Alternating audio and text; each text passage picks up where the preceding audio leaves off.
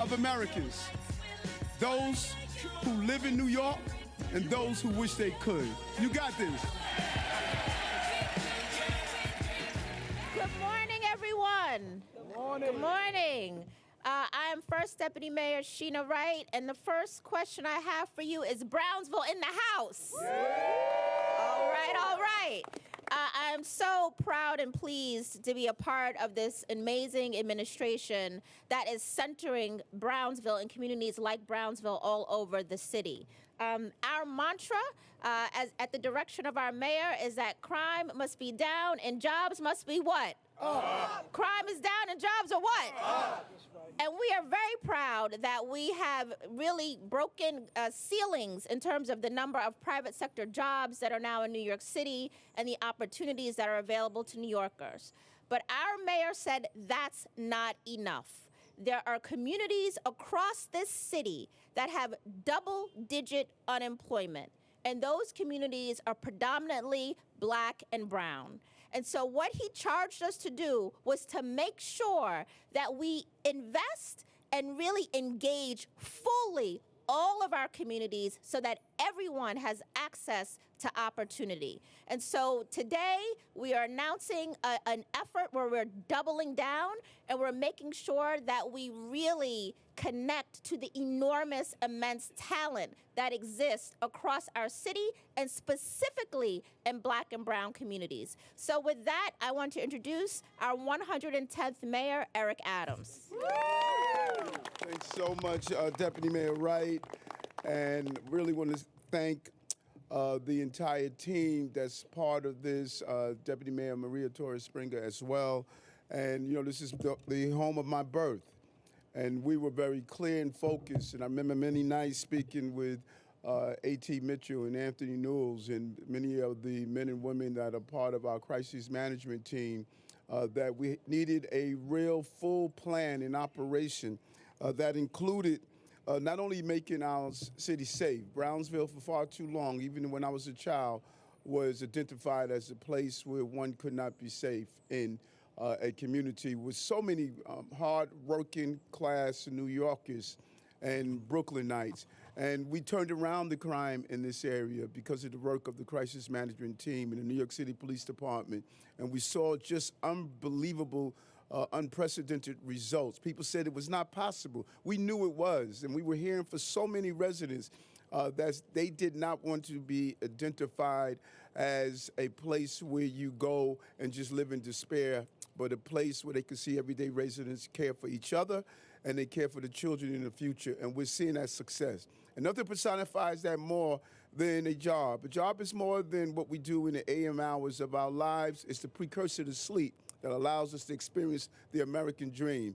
And there's so many barriers that prevent people from seeking and getting the employment. And we want to say no to that. You may have had a problem in your life where you may have stumbled, but you did not fall to stay down. You can get back up because your mayor fell. Your mayor was arrested, and now your mayor is the mayor of the city of New York because I got back up. Your mayor has a learning disability, but your mayor was able to navigate that learning disability and become the mayor of the city of New York. And so we're saying to all that are out here, we leave no one behind. We must succeed together. We cannot have full employment in parts of this city and have double digits or high employment in Black and brown communities because of the lack of access to employment. That's what this initiative is about. You have a working class mayor that came from this community is stating, we're going to provide you with the services you need. There have been too many exit ramps to prosperity. There needs to be entry ramps to prosperity, and that's what this initiative is about. This is a bold initiative where we're not going to sit in the sterilized environment of City Hall or our other agencies and try to figure out the problem. We got to get our asses on the ground. We got to meet and talk with people. We got to interact and find out what's the hurdle, what's the barrier, why aren't you employed? We have thousands of jobs that are open in city government. Everything from school safety agents to entry level to tech jobs. There are so many jobs that are open, but it's just too darn difficult to make that connection. And we have to make that connection more easier so people can feel welcomed and invited to come and be employed. Many of our elders that are here, you have loved ones, children, nieces, nephews, sons who have been unemployed for years. There are folks who have never been employed in this community. Just think about that for a moment. Not feeling as though you are part of the prosperity in this city. We want to turn that around. That's the commitment that this administration has, and that's the commitment that we're going to move towards. So I want to say thank you to our team. We've been clear on our mission: public safety, revitalizing our economy, and protecting our public spaces. Focus on it over and over again. And no matter what you're hearing, this city has turned around, folks. Jobs are up, crime is down. We're getting safer and safer every day, but you all must enjoy that prosperity. And we're going to continue to deliver for our city and the residents of the city. And the unfairness of the revitalization is what we're tackling today. That's what Jobs NYC is about. We're bringing new opportunities to community across the 5 boroughs. I'm not a Manhattan-centered mayor. I'm a 5-borough mayor. Many people may have forgotten, but I was the Brooklyn borough president here in the borough of Brooklyn. Jobs NYC is a whole of government of effort to meet New Yorkers where they are, on the ground. We are kicking off hiring halls like this one across the 5 boroughs. We did hiring halls for city jobs. Now we're adding hiring halls for private sector jobs as well. And we're going to connect New Yorkers to well-paying public and private sector jobs. Our all-new jobs portal, jobs.nyc.gov. You can just go right on your phone, go to jobs.nyc.gov, and it will let you know what jobs are available. And it's an easy, navigatable portal that you can use. And you should send it to your friends and family members, people who are looking for jobs as well. All of this will build on an action we took last year to reform our minimum qualification requirements of certain entry-level city jobs. We looked at some of the jobs that you needed a college degree for, and we asked the question, why? Why do you? You know, all of these creative barriers of keeping you out. There's more than one way to say you're not welcome. And you create these barriers, you know, that says you're not welcome. And we want to examine those jobs that people who went away and they're returning citizens are unable to get licenses for. There's no reason that you should not be able to get a license for a particular job that has nothing to do with the crime that you committed. We have to find ways to remove the barriers. Our people are our city's greatest asset because we put talent and workforce development at center. Abby Jo Siegel is leading this effort and what she's doing in her agency to push this conversation forward. And our administration has made historic investments to help New Yorkers access the career and training opportunities that will lead to good-paying jobs. We've ensured that the city of New York is one of the world's best employers by giving all of our union members the proper contracts that they deserve. 94% of our union members received the contract, and we had 96, 97, 98% ratification levels where they voted to approve the contracts, giving them the pay that they deserve. So these good city jobs are ready and they're available for you. These efforts are making a real difference in the lives of working class New Yorkers, and today we have more private sector jobs than when we took office, moving forward in the right direction.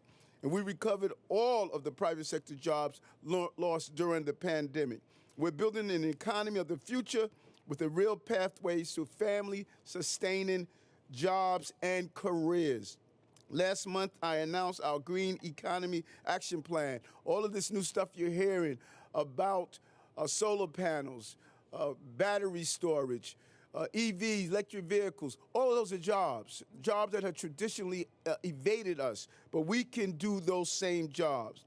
We did a $750 million investment in New York City's green economy to ensure New Yorkers can benefit from the 400,000 green-collar jobs that will be created by 2040.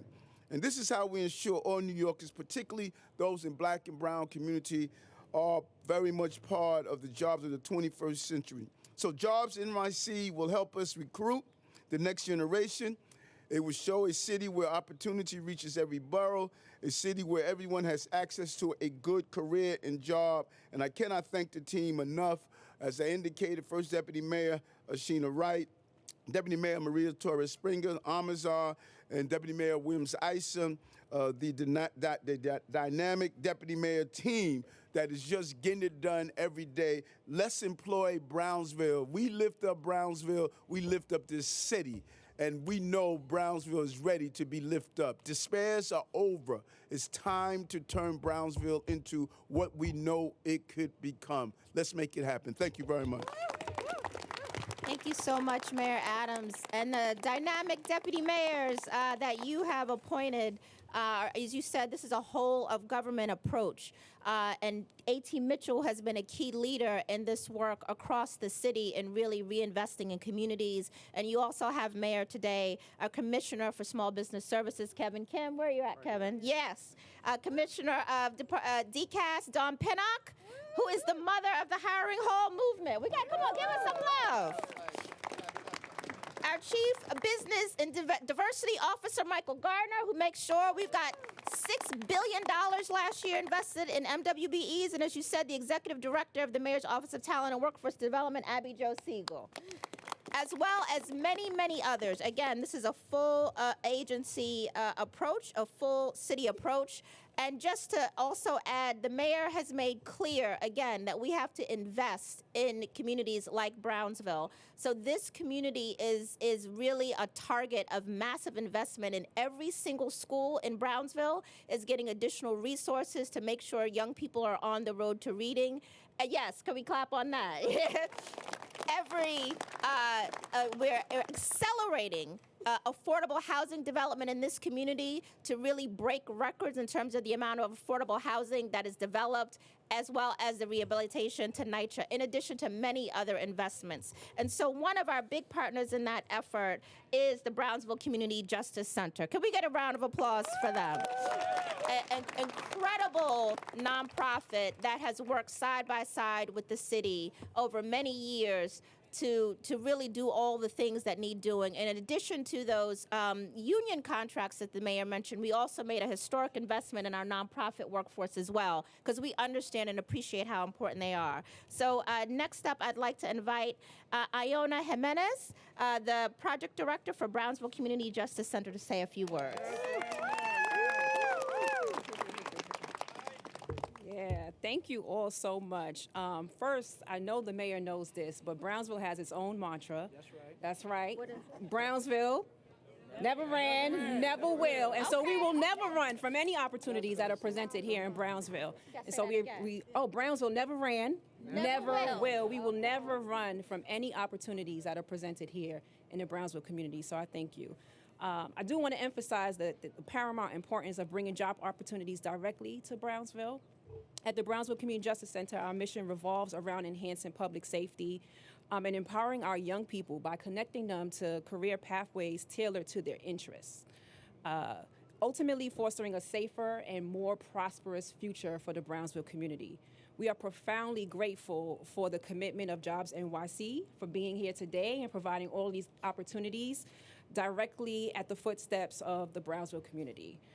We understand that these opportunities come with ease. We're trying to break down the barriers to access to these opportunities previously hindered their path to success. So thank you, Jobs NYC, for recognizing the significance of empowering communities like ours and your unwavering commitment to making a tangible difference in the lives of our residents.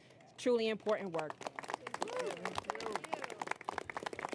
Thank you so much. Now, I think at this time, the mayor's going to do a bit of a tour to really, like you said, we're trying to make it easy. When you go in, you get screened, you get access to lots of opportunities from city agencies to private employers. There's an opportunity to be interviewed right now, today, and get hired on the spot. And so we are, yes, let's clap for that. And so we are doing these all over the city, as the mayor said, in every single borough and in the neighborhoods and communities that have historically been left behind. So I'm not sure, do we ask for any on-topic questions or no? No. There we go. Okay, so thank you, everybody. Jobs NYC.